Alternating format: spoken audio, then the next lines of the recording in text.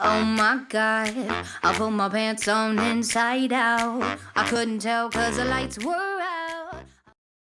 Assalamualaikum warahmatullahi wabarakatuh. The Honorable Lecturer, good afternoon.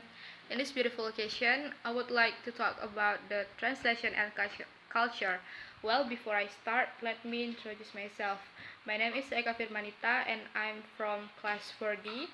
As I said before, I'm going to explain about the translation and culture, but not all of the materials. I only explain about the definition and the ecology part. So, as we know, we as English students, we have to be able to translate from a language into another language.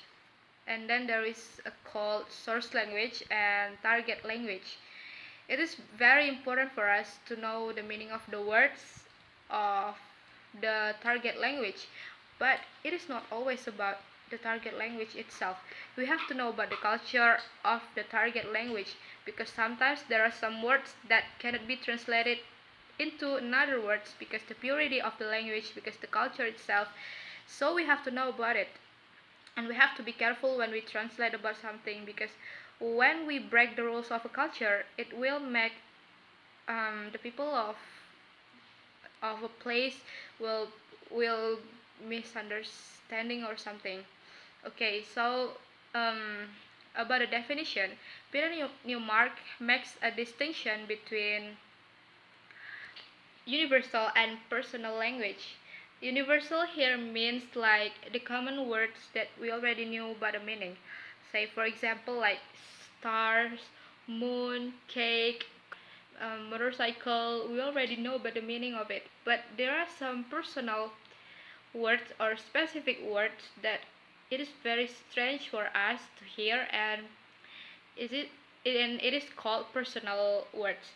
The example like monsoon, steppe, dacha, something like that. And that's why it's very important for us to know about the culture of the target language. And then about the distinction of these words, it will open our mind that we have to know about it. And then there are some kind of subparts of this material, but I will only explain about the ecology itself. So the ecology, there are flora and fauna. Flora means or refers to like plants, and fauna refers to the animals. So say for example for the flora, in Canada there is a maple leaf. Maple is a symbol for a Canadian. And in our country there's no maple leaf. So when we try to translate the maple leaf into Indonesian, for say for example, it will still become maple. And then another words like jengkol.